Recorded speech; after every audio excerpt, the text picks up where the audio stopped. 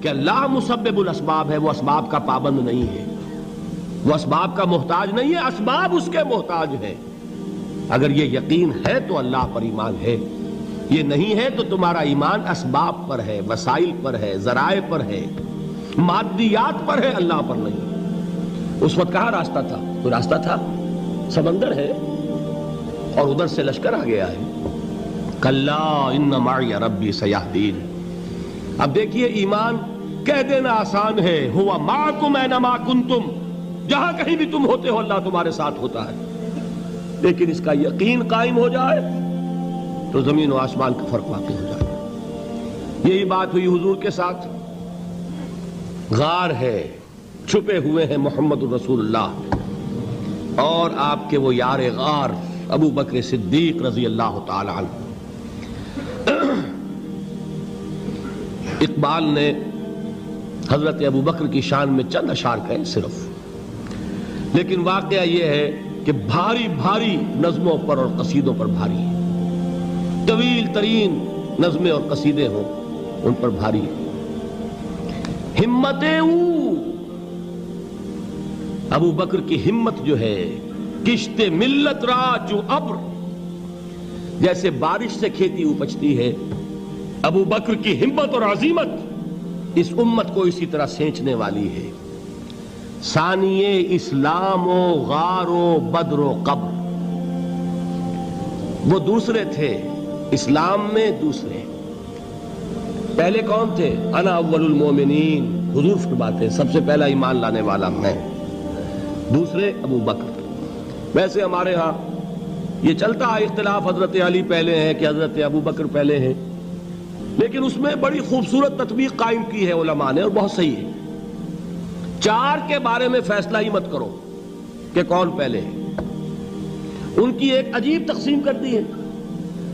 آزاد مردوں میں، بالغ مردوں میں سب سے پہلے ابو بکر، بچوں میں سب سے پہلے علی، خواتین میں سب سے پہلے خدیجہ، اور غلاموں میں سب سے پہلے زید ابن حارثہ۔ بڑی پیاری تقسیم ہے، یہ چاروں ہی پہلے ہیں، ہر ایک کے لیے اولیت ہے۔ اور واقعہ یہ ہے کہ اگر زمانی اعتبار سے تعین ہوگا تو پہلے خدیجۃ الکبریٰ آئیں گی رضی اللہ تعالی عنہ۔ کسی اور سے بات کرنے کی نوبت بعد میں آ سکتی ہے، پہلے تو اہلیہ محترمہ سے بات ہوئی، آتے ہی پہلی وحی ہوئی ہے، ابھی تبلیغ کا حکم نہیں تھا۔ کس کو بتایا واقعہ؟ ابھی اپنی نبوت کی تبلیغ کا تو حکم ہی نہیں آیا۔ واقعہ کس کا ہے؟ وہ خدیجہ کا ہے۔ جب کہا ہے کہ خشیت علی نفسی، مجھے اپنی جان کا اندیشہ ہے، تو کیا جواب دیا خدیجہ نے رضی اللہ تعالی عنہا؟ وہ صدیقۃ الکبریٰ ہے۔ صدیقات جو ہیں خواتین، ان میں چوٹی پر خدیجۃ الکبریٰ ہے رضی اللہ تعالی عنہا، اور صدیق جو مرد ہیں ان میں صدیق اکبر ہے ابو بکر صدیق رضی اللہ تعالی عنہ، لیکن صدیقات میں چوٹی پر۔ جب حضور نے فرمایا خشیت علی نفسی، کیا فرمایا؟ کیا عرض کیا؟ کیسے تسلی دی؟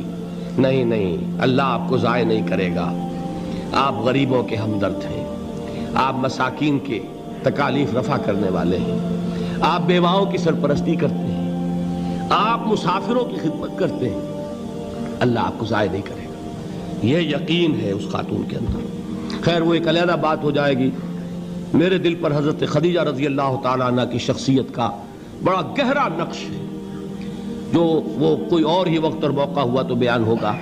بہرحال اقبال نے ایک مصرے میں جو چار اولیتیں جمع کر دی ہیں، ہمتیں کشت امت را چو ابر، ثانی اسلام و غار و بدر و قبر۔ اسلام میں حضور کے بعد پہلے کون؟ ابو بکر۔ غار میں حضور کے ساتھ کون؟ ابو بکر۔ بدر کی رات اللہ کا رسول سر بسجود، وہ جھاڑ، وہ گھاس پھوس کی جو جھوپڑی بنائی گئی تھی، اور وہاں تلوار ننگی لے کر پہرا دینے والا کون؟ ابو بکر۔ اور اس حجرہ عائشہ میں محمد کے بعد سب سے پہلے دفن ہونے والا کون؟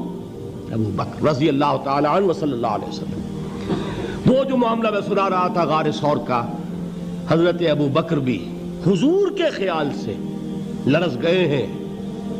آپ کو یاد ہوگا کہ جا کر پہلے تمام جتنے سوراخ تھے انہیں بند کیا ہے. ایک سوراخ رہ گیا تھا جس کو بند کرنے کے لیے کوئی کپڑا نہیں تھا. وہاں اپنی ایڑی رکھی ہے. تب کہا ہے حضور سے تشریف لائیے, اور اپنے زانو پر حضور کو لٹایا ہے. اور وہاں کسی موذی جانور نے کاٹا ہے. حضور کی آنکھ لگ گئی تھی.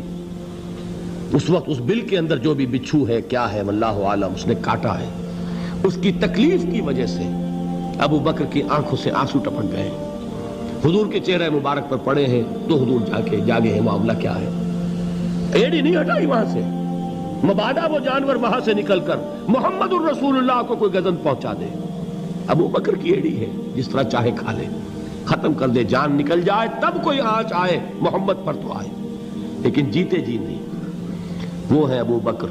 حضور کے خیال سے اس وقت حضور نے پھر اپنا لعاب دہن لگایا ہے, اور اس سے پھر آپ کی تکلیف ختم ہوئی.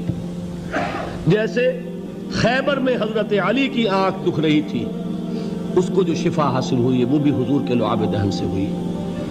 تو بہرحال اس وقت انہوں نے کہا ہے کہ اے نبی یا رسول اللہ, اگر اس وقت ان میں سے کسی نے غیر ارادی طور پر بھی اپنے قدموں کی طرف جھانک لیا تو پکڑے جائیں گے. کیا جواب تھا اللہ کے رسول کا؟ لا تحزن ان اللہ معنا. اللہ ہمارے ساتھ ہے, کیوں گھبراتے ہو ابو بکر. یہ ہے ایمان باللہ, میرا مالک اللہ, میرا رازق اللہ, میرا محافظ اللہ, میرا مددگار اللہ, میرا پشت پناہ اللہ, میرا دوست اللہ. یہ دوستی ہے اللہ کی جو لب لباب ہے, حاصل ہے ایمان کا. اسی کا نام ولایت ہے. اولیاء اللہ کے سروں پر سینگ نہیں ہوتے. جس کے دل میں ایمان راسخ ہو چکا ہو وہی اللہ کا ولی ہے. جسے اللہ پر یقین ہو چکا ہے وہی اللہ کا ولی ہے.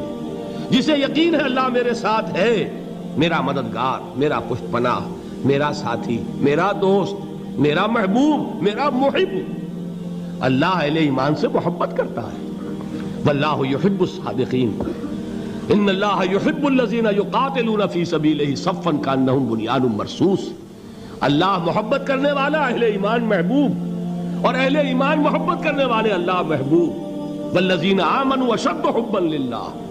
آپ تصور کیجئے جسے یہ رشتہ ایمان یا رشتہ ولایت حاصل ہو جائے, الا ان اولیاء اللہ لا خوف علیہم ولا هم یحزنون. آگاہ ہو جاؤ, اللہ کے دوستوں کے لیے نہ کوئی خوف ہے نہ کوئی حزن ہے.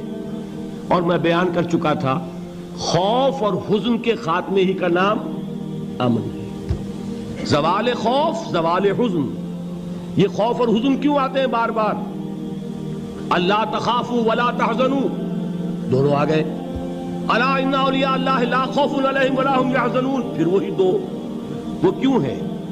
خوف ہوتا ہے کسی مستقبل کی بات کا, یہ نہ ہو جائے, وہ نہ ہو جائے, یہ نقصان نہ پہنچ جائے, یہ تکلیف نہ ہو, یہ غضب نہ آ جائے. خوف ہے مستقبل سے. حزن ہے یہ کیوں ہوا, یہ نہیں ہونا چاہیے تھا, یہ میرا فلاں چیز میرے ہاتھ سے جاتی رہی ہے, فلاں موقع نکل گیا, اب بیٹھے ہوئے ہیں اندر ہی اندر کڑ رہے ہیں, صدمہ ہے اور رنج ہے. اور جو اللہ پر ایمان رکھتا ہے وہ جانتا ہے ما اصاب من مصیبت فی الارض ولا فی انفسکم الا فی کتاب من قبل ان نبرأها ان ذلک علی اللہ یسیر لکی لا تعصوا علی ما فاتکم ولا تفرحوا بما آتاکم واللہ لا یحب کل مختال فخور. اس زمین میں یا تمہاری جانوں میں کوئی تکلیف, کوئی مصیبت نہیں آ سکتی سوائے اس کے کہ جو اللہ نے لکھ دی ہو, اس سے پہلے کہ وہ ظاہر ہو. جس کو یہ حقیقت معلوم ہو گئی اس کو یہ طرز عمل اختیار کرنا چاہیے. جو چیز چھن جائے, جاتی رہے, چھوٹ جائے, اس پر افسوس نہ کرو. کس نے چھینی؟ دوست نے. دوست کے فیصلے پر شکایت. دوستی کو بٹا لگا رہے ہو, سرے تسلیم خم ہے جو مزاج یار میں آئے. اگر دوستی ہے تو پھر تو تمہیں گردن جھکانی چاہیے کہ ہر ساقی ماریخت عین الطافست, جو بھی میرا ساقی میرے پیالے میں ڈال دے اس کا کرم ہے. جو اس کی طرف سے آئے اس پر کوئی رنج نہیں, کوئی صدمہ نہیں, کوئی غم نہیں, کوئی شکایت نہیں, کوئی شکوہ نہیں. اور جو ہوگا وہ اس کے اذن کے بغیر نہیں ہوگا, اور اس کا اذن ہوگا تو یقیناً میرے لیے خیر ہی خیر ہے, چاہے وہ ناگوار شے ہو, بظاہر مجھے اچھی نہ لگ رہی ہو، میری شارٹ سائٹڈنس میں مجھے وہ نظر آ رہی ہے کہ میرے لیے بری ہے، لیکن قرآن نے کہا ہے عسیٰ ان تکرہوا شیئا وہو خیر لکم وعسیٰ ان تحبوا شیئا وہو شر لکم واللہ یعلم وانتم لا تعلمون۔ ہو سکتا ہے تم کسی چیز کو ناپسند کرو درحال ہے کہ اسی میں تمہارا خیر ہو، اور ہو سکتا ہے تم کسی چیز کو پسند کرو درحال ہے کہ اس میں تمہارا شر ہو۔ اللہ جانتا ہے، تم نہیں جانتے۔ جب مجھے یہ بات معلوم ہو گئی، میں نے اپنا معاملہ اللہ کے حوالے کیا۔ سپردم بے تو مایا خیش را تو دانی حساب کم و بیش را، اے رب جو تو چاہتا ہے وہ ہو، تیرے علم میں جو شے میرے لیے خیر ہے وہ ہو جائے، میری کوئی پسند نہیں، میری کوئی چاہت نہیں، یہ ہے راضی برضائے رب۔ اکبر الہٰبادی نے اسے کہا ہے رضائے حق پہ راضی رہ، یہ حرف آرزو کیسا، خدا خالق، خدا مالک، خدا کا حکم تو کیسا۔ جب میں آ گیا بیچ میں، میری پسند، میری مرضی، میری خواہش، میری چاہت، یہی تو شرک ہے۔ ما شاء اللہ کان وما لم یشاء لم یکن، جو اللہ نے چاہا وہ ہوا، جو اس نے نہیں چاہا نہیں ہوا، اختیار اس کا ہے، میرا تو نہیں۔ رضائے حق پہ راضی رہے، یہ حرف آرزو کیسا، خدا خالق، خدا مالک، خدا کا حکم تو کیسا۔ اقبال نے اسے کہا ہے فارسی میں، اب آپ کہیں اس کا ترجمہ بھی کرو تو وہ مجھے ذرا اس وقت کچھ بہت ہی بدذوقی کسی بات نظر آئے گی۔ جائیے پوچھئے کسی سے جسے فارسی آتی ہو، بروں کشید ز پیچا کے ہست و بود مرا، چے اقدہا کے مقام رضا کشود مرا۔ مجھے تو تمام پیچ و خم سے نکال دیا اس مقام رضا نے، میں راضی برضائے رب ہوں، جو فیصلہ اس کا میں اس پر راضی۔ تو کہاں کا حزن اور کس کا خوف، یہی زوال حزن اور زوال خوف، یہی ہے امن، یہ نتیجہ ہے ایمان کا۔ تو جان لیجئے یہ ہے لب لباب، یہ ہے حاصل ایمان کا، یہ ہے تو ایمان ہے، یہ نہیں ہے تو ایمان نہیں۔